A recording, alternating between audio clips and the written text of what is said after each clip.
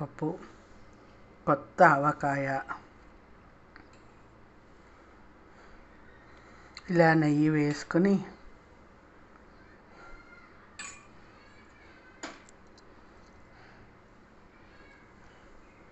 Combination టమాటా పెరుగు పచ్చడి, ఆవపెట్టి చేసిన టమాటా పెరుగు పచ్చడి.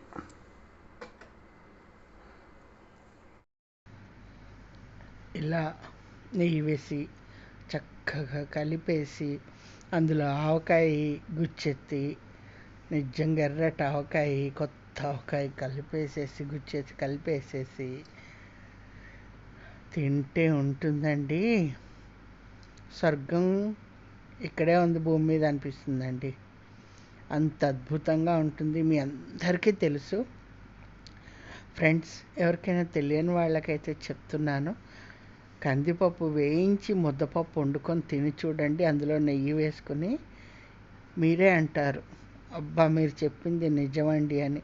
చూసారా, ఆవకాయ కలిపిన తర్వాత ముద్దపప్పుకు ఒక మంచి రూపం వస్తుంది. ఆ కమ్మదనము, ఆ నెయ్యి, కొత్త ఆవకాయ పులుపు.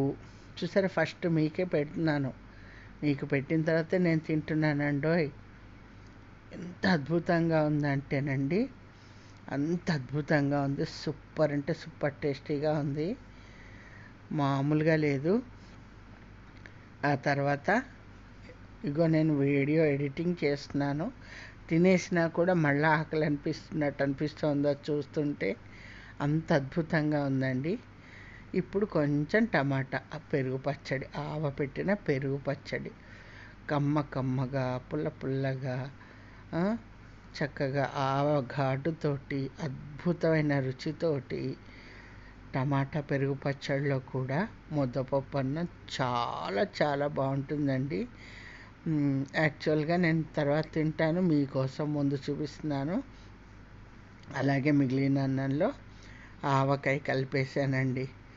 ఆవకాయ వేసుకున్నాక తినకుండా ఉంటే ఇంకెలా, దానికి అన్యాయం అయిపోదు. అందుకోసం అని చెప్పి దాన్ని కూడా ఓ పట్టు పడదామని చెప్పి కలిపేస్తున్నానమాట. నచ్చిందా వీడియో? నచ్చితే లైక్ చేయండి, షేర్ చేయండి, సబ్స్క్రైబ్ చేయండి. ఇంకెందుకు ఆలస్యం, ఆవకాయ కోసం ఆర్డర్ పెట్టుకోండి.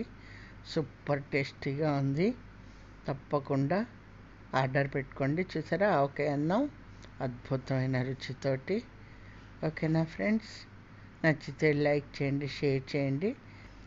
నైటీలో ఉన్నానని ఏమనుకోకండి ఫ్రెండ్స్, ఎండ మండిపోతోంది.